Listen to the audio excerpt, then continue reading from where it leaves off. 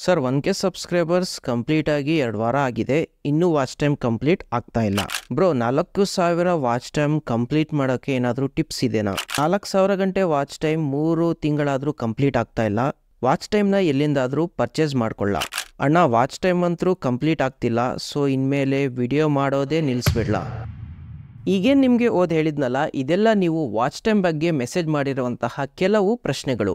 ಎಲ್ಲ ಅಲ್ಲ, ಜಸ್ಟ್ ಕೆಲವು. ಎಲ್ಲ ಓದ್ತಾ ಹೋದ್ರೆ ತುಂಬಾನೇ ಟೈಮ್ ಹಿಡಿಯುತ್ತೆ. ಇದರ ಅರ್ಥ ತುಂಬಾ ಜನಕ್ಕೆ 1000 ಸಬ್ಸ್ಕ್ರೈಬರ್ಸ್ ಏನೋ ಕಂಪ್ಲೀಟ್ ಆಗಿದೆ. ಅದೇ 4000 ವಾಚರ್ಸ್ ಏನಿದೆ ಕಂಪ್ಲೀಟ್ ಆಗೋಕೆ ತುಂಬಾನೇ ಟೈಮ್ ತಗೊಳ್ತಾ ಇದೆ. ಸರಳ ಭಾಷೆಯಲ್ಲಿ ಹೇಳ್ಬೇಕಂದ್ರೆ ಕಷ್ಟ ಆಗ್ತಾ ಇದೆ. ಸೊ ಇವತ್ತು ಈ ವಿಡಿಯೋದಲ್ಲಿ ನಿಮ್ಗೆ 4 ಟಿಪ್ಸ್ ನ ಹೇಳ್ಕೊಡ್ತೀನಿ. ಇದರಿಂದ ನಿಮ್ಮ ಚಾನಲ್ ಅಲ್ಲಿ 4000 ವಾಚರ್ಸ್ ಏನ್ ಕ್ರೈಟೀರಿಯಾ ಇದೆಯಲ್ಲ ಅದನ್ನ ಕಂಪ್ಲೀಟ್ ಮಾಡೋಕೆ ತುಂಬಾ ಹೆಲ್ಪ್ ಆಗುತ್ತೆ. ಇಲ್ಲಿ ನೀವು ಕೇಳಬಹುದು 3000 ವಾಚ್ ಟೈಮ್ ಆದ್ರೇನೆ ಮಾನಿಟೈಸ್ ಆಗುತ್ತಲ್ಲ, ಮತ್ತ್ಯಾಕೆ 4000ನೇ ಹೇಳ್ತಾ ಇದ್ದೀನಿ ಅಂತ. ಸೊ ನೋಡಿ, ನಾನಿಲ್ಲಿ ಫೋಕಸ್ ಮಾಡ್ತಿರೋದು ನಿಮ್ಗೆ ವಿಡಿಯೋಸ್ ಮೇಲೆ ಆಡ್ಸ್ ಏನ್ ಬರುತ್ತಲ್ಲ ಅದರಿಂದ ಅರ್ನಿಂಗ್ಸ್ ಆಗೋ ಮೇಲೆ, ಜಸ್ಟ್ ಮೆಂಬರ್ಶಿಪ್ ಅಥವಾ ಸೂಪರ್ಸ್ ಮೇಲೆ ಅರ್ನಿಂಗ್ಸ್ ಆಗೋ ಬಗ್ಗೆ ಅಲ್ಲ. ಸೊ ನಿಮ್ಗೆ ಗೊತ್ತಿರುವ ಹಾಗೆ 4000 ಗಂಟೆ ವಾಚರ್ಸ್ ಕಂಪ್ಲೀಟ್ ಆದ್ರೆ ಅಥವಾ 10 ಮಿಲಿಯನ್ ವ್ಯೂಸ್ ಕಂಪ್ಲೀಟ್ ಆದ್ರೆ ಮಾತ್ರ ನಿಮ್ಗೆ ಆ ಆಪ್ಷನ್ ಸಿಗುತ್ತೆ. 10 ಮಿಲಿಯನ್ ಬಂದು ಶಾರ್ಟ್ ವಿಡಿಯೋಸ್ ಮೇಲೆ. ಸೊ ಈ ವಿಡಿಯೋದಲ್ಲಿ ಬರೇ ಲಾಂಗ್ ವಿಡಿಯೋಸ್ ಇಂದ ಅಂದ್ರೆ 4000 ವಾಚ್ ಟೈಮ್ ಕಂಪ್ಲೀಟ್ ಮಾಡೋದ್ ಬಗ್ಗೆ ತಿಳಿಯೋಣ. ಸೊ ಈ 4 ಟಿಪ್ಸ್ ಜೊತೆ ಎಂದಿನಂತೆ ವಿಡಿಯೋ ಕೊನೆಯಲ್ಲಿ ನಿಮ್ಗೆ ಒಂದು ಬೋನಸ್ ಟಿಪ್ ಕೂಡ ಹೇಳ್ಕೊಡ್ತೀನಿ.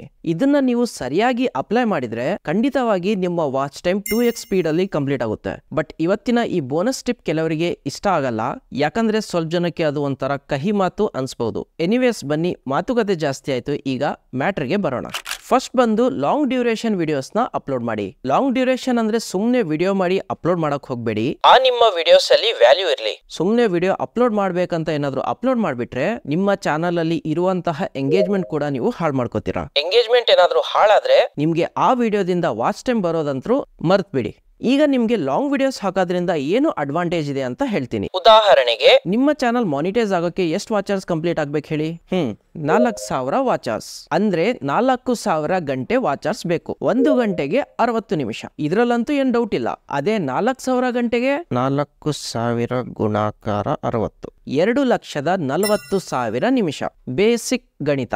ಸೊ ನಿಮ್ಮ ವಿಡಿಯೋ ಮೇಲೆ ಅವರೇಜ್ ವ್ಯೂ ಡ್ಯೂರೇಷನ್ ಬಂದು 3 ನಿಮಿಷ ಇದೆ ಅಂದ್ರೆ 2,40,000 ಡಿವೈಡೆಡ್ ಬೈ 3 ಇದು ಬಂದು 80,000 ವ್ಯೂಸ್. ಸೊ ನಿಮ್ಮ ಚಾನಲ್ ಅಲ್ಲಿ ಟೋಟಲ್ ಆಗಿ 80,000 ವ್ಯೂಸ್ ಬಂದ್ರೆ ಅವಾಗ ನಿಮ್ಗೆ 4000 ವಾಚರ್ಸ್ ಕಂಪ್ಲೀಟ್ ಆಗುತ್ತೆ. ಅವರೇಜ್ ವಾಚ್ ಡ್ಯೂರೇಷನ್ 3 ನಿಮಿಷ ಲೆಕ್ಕಕ್ಕೆ ಹಿಡ್ಕೊಂಡ್ರೆ. ಸೊ ಇದನ್ನ ಕಂಪ್ಲೀಟ್ ಮಾಡ್ಬೇಕಂದ್ರೆ ನೀವು 7 ರಿಂದ 8 ವಿಡಿಯೋಸ್ ನ ಅಪ್ಲೋಡ್ ಮಾಡಿದ್ಮೇಲೆ ಒಂದ್ ವಿಡಿಯೋಗೂ 10,000 ಹತ್ರ ವ್ಯೂಸ್ ಬಂದ್ರೆ ಅಲ್ಲೇ ನಿಮ್ಗೆ 4000 ವಾಚ್ ಟೈಮ್ ಕಂಪ್ಲೀಟ್ ಆಗ್ಬಿಡುತ್ತೆ. ಬಟ್ ನಾವಿಲ್ಲಿ ಮಾತಾಡ್ತಿರೋದು ಅವರೇಜ್ ವಾಚ್ ಡ್ಯೂರೇಷನ್ ಬಗ್ಗೆ. ಅಂದ್ರೆ ಜನ ಅಷ್ಟೊತ್ತು ವಿಡಿಯೋಸ್ ನ ನೋಡಿರ್ಬೇಕು. ಸ್ವಲ್ಪ ಕನ್ಫ್ಯೂಸ್ ಆಗ್ತಿದೆ ಅಲ್ವಾ?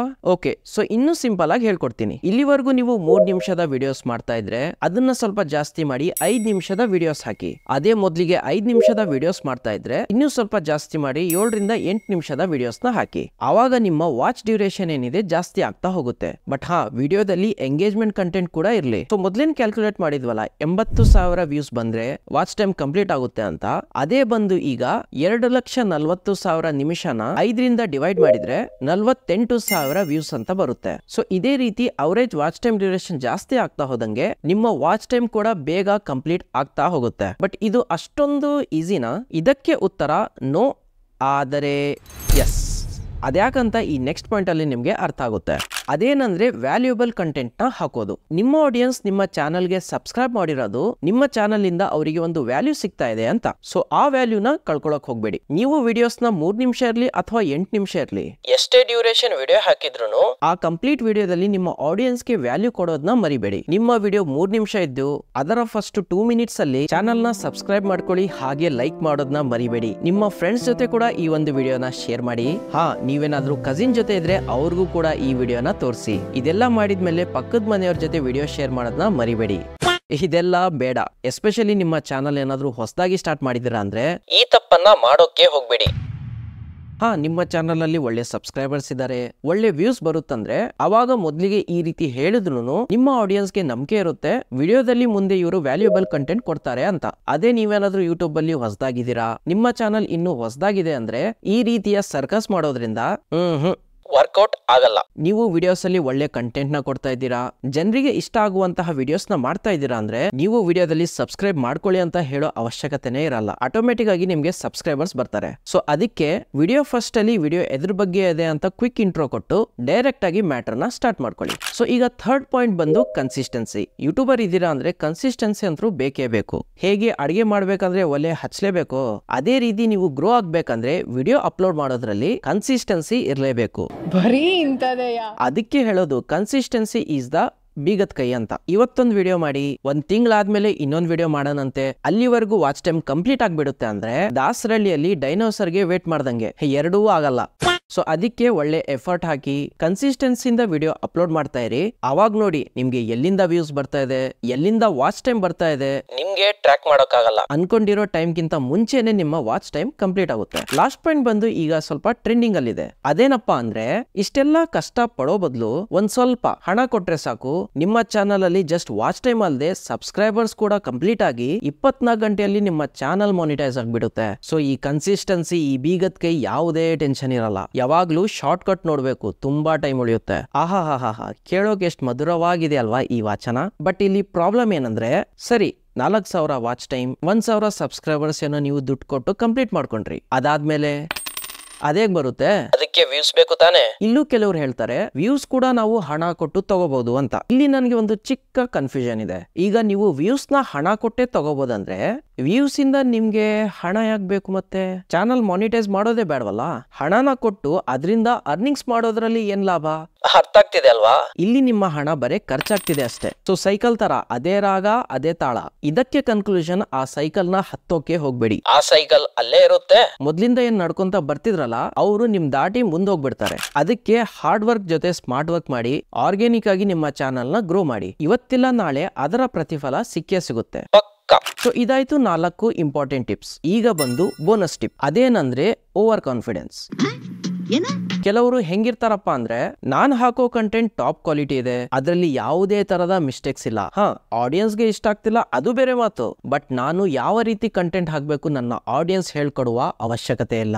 ಈ ರೀತಿಯನ್ನು ಇದೆ ಅಲ್ಲ, ಇದೇ ಓವರ್ ಕಾನ್ಫಿಡೆನ್ಸ್. ನೀವು ಮೊದಲಿಗೆ ನಿಮ್ಮ ಆಡಿಯನ್ಸ್ಗೆ ಯಾವ ರೀತಿಯ ಕಂಟೆಂಟ್ ಇಷ್ಟ ಆಗುತ್ತೆ ಅದನ್ನ ಅರ್ಥ ಮಾಡ್ಕೊಳ್ಳಿ. ಅವಾಗ ನೀವು ಅದರ ರಿಲೇಟೆಡ್ ಕಂಟೆಂಟ್ ನ ಹಾಕಿ. ನಿಮ್ಗೂ ಒಳ್ಳೇದು, ನಿಮ್ಮ ಆಡಿಯನ್ಸ್ಗೂ ಒಳ್ಳೇದು. ಆಡಿಯನ್ಸ್ಗೆ ಒಳ್ಳೆ ಕಂಟೆಂಟ್ ಸಿಗ್ತಾ ಇದ್ರೆ ಮುಂದೆ ನಿಮ್ಮ ಚಾನಲ್ಗೂ ಒಳ್ಳೆ ರೆಸ್ಪಾನ್ಸ್ ಸಿಗುತ್ತೆ. ಅದಕ್ಕೆ ಹೇಳೋದು ಕಮೆಂಟ್ ಬಾಕ್ಸ್ ನ ಅವಾಗ ಓದ್ತಾ ಇರಬೇಕು. ಅಟ್ಲೀಸ್ಟ್ ನಿಮ್ಮ ವಿಡಿಯೋ ಕಮೆಂಟ್ ಬಾಕ್ಸ್ ನ. ಅಲ್ಲಿ ನಿಮ್ಗೆ ನಿಮ್ಮ ಆಡಿಯನ್ಸ್ಗೆ ಯಾವ ರೀತಿಯ ಕಂಟೆಂಟ್ ಇಷ್ಟ ಆಗ್ತಾ ಇದೆ, ಅದರಿಂದ ಅವರಿಗೆ ಏನೆಲ್ಲ ಹೆಲ್ಪ್ ಆಗ್ತಾ ಇದೆ, ಮುಂದೆ ಅವರಿಗೆ ಯಾವ ರೀತಿಯ ಕಂಟೆಂಟ್ ಬೇಕು, ಇದೆಲ್ಲ ಕೂಡ ನಿಮ್ಮ ಚಾನಲ್ ಗ್ರೋಗೆ ತುಂಬಾ ಹೆಲ್ಪ್ ಆಗುತ್ತೆ. ಕಮೆಂಟ್ ಅಲ್ಲಿ ಕೆಲವು ಜನ ನಿಮ್ಗೆ ಏನಾದ್ರು ಸಜೆಷನ್ ಕೊಡ್ತಾ ಇದ್ರೆ ಅದನ್ನ ಪಾಸಿಟಿವ್ ವೇ ಅಲ್ಲಿ ತಗೊಳ್ಳಿ. ನನಗೆಲ್ಲ ಗೊತ್ತು, ನಾನ್ ಹಂಗೆ ನಾನ್ ಹಿಂಗೆ, ಇಲ್ಲಿ ಅದು ವರ್ಕೌಟ್ ಆಗಲ್ಲ. ಆ ಎಲ್ಲಾ ಸಜೆಷನ್ ನ ತಗೊಂಡು ನಿಮ್ಮ ಕಂಟೆಂಟ್ ಇಂಪ್ರೂವ್ ಮಾಡೋದ್ರಲ್ಲಿ ಫೋಕಸ್ ಮಾಡಿ. ಅದನ್ನ ಬಿಟ್ಟು ನಾ ಮಾಡೋ ಕಂಟೆಂಟೇ ನೋಡ್ಬೇಕು, ನೀವೇನೇ ಅಂದ್ರು ನಾನು ಚಿಕನ್ ಬಿರಿಯಾನಿ ಮಾಡೋದು ಹೇಗೆ ಅಂತಾನೆ ಹೇಳ್ಕೊಡೋದು, ಕಲಿಯೋದಿದ್ರೆ ಕಲೀರಿ, ಇಲ್ಲ ಅಂದ್ರೆ ಬಿಡ್ರಿ, ಸುಮ್ನೆ ಕಮೆಂಟ್ ಮಾಡಕ್ ಹೋಗ್ಬೇಡಿ. ಈ ರೀತಿಯ ಆಟಿಟ್ಯೂಡ್ ಏನಾದ್ರು ಇದ್ರೆ ಒಳ್ಳೆ ಆಟಿಟ್ಯೂಡ್. ಅದೇ ನಿಮ್ಮ ಆಡಿಯನ್ಸ್ ಪ್ಯೂರ್ ವೆಜ್ ಇದ್ರೆ ನಿಮ್ಮ ವಿಡಿಯೋಸ್ ನೋಡ್ತಾರಾ? ಅದಕ್ಕೆ ನಿಮ್ಮ ಆಡಿಯನ್ಸ್ ಏನ್ ಇಷ್ಟಪಡ್ತಾರೆ, ಅವರಿಗೆ ಯಾವ ರೀತಿಯ ಕಂಟೆಂಟ್ ಹೆಲ್ಪ್ ಆಗುತ್ತೆ ಅದನ್ನ ಮೈಂಡ್ ಅಲ್ಲಿ ಇಟ್ಕೊಂಡು ವಿಡಿಯೋಸ್ ನ ಹಾಕಿ. ಇವತ್ತಲ್ಲ ಮುಂದೆ ಕೂಡ ನಿಮ್ಮ ಚಾನಲ್ ಗ್ರೋಗೆ ತುಂಬಾ ಹೆಲ್ಪ್ ಆಗುತ್ತೆ. ಸರಿ, ಹಾಗಾದ್ರೆ ಈ 4+1 ಟೋಟಲ್ 5 ಟಿಪ್ಸ್ ನ ಕರೆಕ್ಟ್ ಆಗಿ ಫಾಲೋ ಮಾಡಿ ಚಾನಲ್ ಅಲ್ಲಿ ವಾಚ್ ಟೈಮ್ ನ ಕಂಪ್ಲೀಟ್ ಮಾಡ್ಕೊಂಡು ಬೇಗ ಮಾನಿಟೈಸ್ ಮಾಡ್ಕೊಳ್ಳಿ. ಆಮೇಲೆ ಒಮ್ಮೆ ನಿಮ್ಮ ಅರ್ನಿಂಗ್ ಸ್ಟಾರ್ಟ್ ಆದ್ರೆ ಬೇರೆ ಮೋಟಿವೇಶನ್ಸ್ ವಿಡಿಯೋ ನೋಡುವ ಅವಶ್ಯಕತೆನೇ ಇರಲ್ಲ. ನಿಮ್ಗೆ ಆಗುವಂತಹ ಅರ್ನಿಂಗ್ಸೇ ನಿಮ್ಗೆ ವಿಡಿಯೋ ಹಾಕಕ್ಕೆ ಮೋಟಿವೇಟ್ ಮಾಡುತ್ತೆ. Best motivation. ಮತ್ತೇನಾದ್ರೂ ಡೌಟ್ ಇದ್ರೆ ಕಮೆಂಟ್ ಮಾಡಿ ತಿಳಿಸಿ. ಹಾಗೆ ವಿಡಿಯೋ ಎಲ್ಲಾದ್ರೂ ಹೆಲ್ಪ್ ಆಯ್ತಂದ್ರೆ ವಿಡಿಯೋನ ಲೈಕ್ ಕೂಡ ಮಾಡಿ. ಹೆಲ್ಪ್ ಆದ್ರೆ ಮಾತ್ರ. ಬಾಕಿ ಸಿಗೋಣ ನೆಕ್ಸ್ಟ್ ವಿಡಿಯೋದಲ್ಲಿ. ಅಲ್ಲಿಯವರೆಗೂ ಟೇಕ್ ಕೇರ್. ವಿಡಿಯೋ ಅಪ್ಲೋಡ್ ಮಾಡುವಂತಹ ಸರಿಯಾದ ವಿಧಾನ ಏನು ಅಂತ ಈ ವಿಡಿಯೋದಲ್ಲಿ ನಾನು ಡೀಟೇಲ್ ಆಗಿ ತಿಳಿಸಿದೀನಿ. ನೀವು ಕೂಡ ಅದಕ್ಕೆ ಒಳ್ಳೆ ರೆಸ್ಪಾನ್ಸ್ ನ ಕೊಟ್ಟಿದ್ದೀರಾ. ಅದನ್ನ ಬೇಕಾದ್ರೆ ಈ ವಿಡಿಯೋ ಕ್ಲಿಕ್ ಮಾಡಿ, ಎಲ್ಲಾ ಡೀಟೇಲ್ಸ್ ಅಲ್ಲಿ ನಿಮ್ಗೆ ಈಸಿಯಾಗಿ ಅರ್ಥ ಆಗುತ್ತೆ. ಬಾಕಿ ಅಷ್ಟೇ.